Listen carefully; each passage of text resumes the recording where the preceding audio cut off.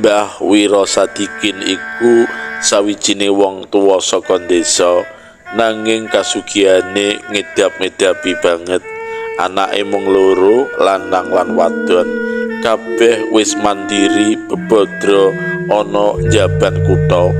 Sing barep ana Surabaya lanang, dene adine wadon manggon ana Blitar.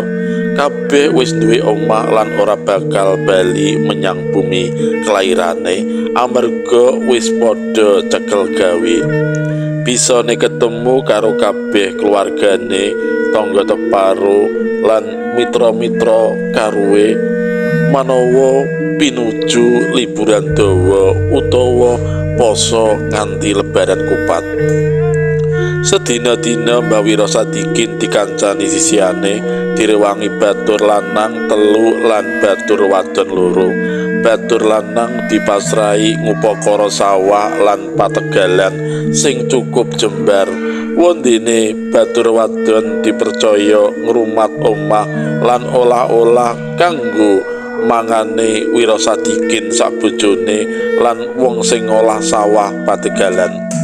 Yen dong mangsa panen ing jero omah lan baline Wiro Sadikin kebak kawul lan gabah.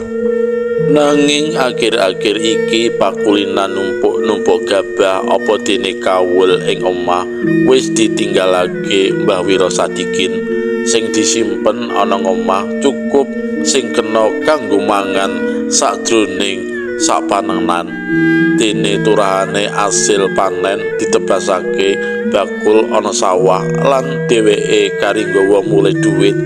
Tujuane karepen ora nambahi reget ing omah lan baline. Nanging tanduran ing sawah lan pategalane Mbah Wiro Sadikin ora ana sing gelem ngawat-awati apa maneh nunggu ujaring kandha pawungan sing diopahi ngawat-awati tanduran ing sawah lan pategalane Mbah Wiro Sadikin padha nulak merga ing laladan iku kerep katon wewujudan nganeh-nganehi. Mula ora ana sing gelem tunggu tanduran senadyan opahe ditikelake pindho. Klebu batur telu ing omah iku padha angkat tangan yen dikongkon nunggoni tanduran. Sok ngono wae Mbah Wiro Sadikin tetep budidaya golek bau syukur sing kendel lan gelem nunggu tanduran ing sawah nganti para esuk. Sawetara dina candhake ana wong sing ngadhep Mbah Wiro Sadikin nelakake yen sanggup nunggu sawah lan tegale. Pawungan mau jenenge Kabul Sablah. Wong tunggal sak desa nanging rada adoh saka omahe Wiro Sadikin. Kabul Sablah pamten kondang kendel, mula dening Mbah Wiro Sadikin terus ditampa paswitane. Rina wengi Kabul Sablah sapa sawah lan tegal nunggu tanduran sing dipasrahake dheweke. Anggone nyambut gawe oleh bayaran murwat, terkadang luwih saka umume wong manjing. Kepengin dibayar duit apa nganggo asile panen, kabeh mau gumantung Kabul. Kadang kala isih ditambahi persen telesan klambi dening juragane. Apa maneh yen beneri wanci lebaran, Kabul ajeg entuk zakat fitrah. Bengi kuwi malam Jumat Kliwon, Kabul lagi enak-enak ngrungokake giaran wayang kulit radio ana gubuk. Nalika dumadekan mak debuk keprungu swara barang ceblok. Graya-graya Kabul goleki sentolop baterai telu, banjur mudhun goleki barang sing tiba mau. Pancen sawah pategalan iku ana tanduran klapa barang. Ing sisih pojok lor wetan uga ana tanduran wit pule sing gedene rong rangkulane wong dewasa. Sakiwa tengene dalan sing diliwati dicoloki nganggo sentolop ing pangangkah supaya ora keblawa menyang kedokan lan kesandung nyemplung menyang kalen wangan cilik sing dianggo ngoncori sawah. Tanduran klapa ing sawah iku wis suwe ana, ora ngerti sapa sing nandur.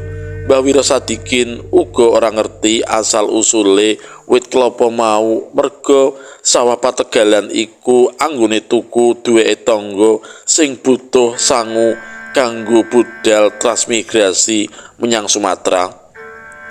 Anggone ngubengi tanduran wis meh kemput, nanging durung nemokake barang sing digoleki. Nanging nalika mutusake arep balik munggah gubuk, kedadak sikile kabul nyandung cumplung klapa alias klapa sing kahanane wis rusak. Cumplung klapa iku banjur dicupuk nedya digawa menyang ing gubuk.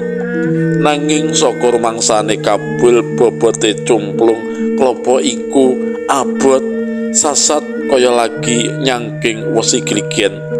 Saya suwe tansaya abot lan abot banget.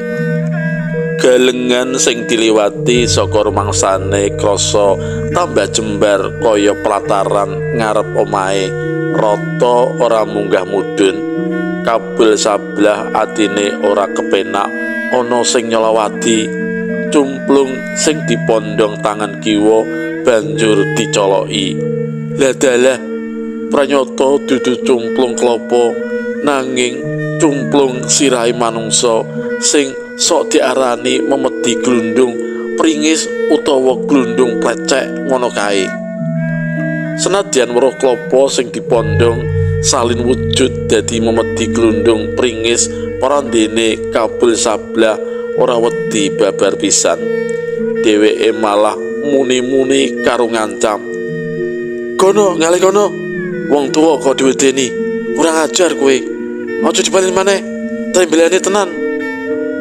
Kabul sablah isih ngomel-ngomel, kapan-kapan yen diwedeni maneh cumplunge bakal diobong lawaran.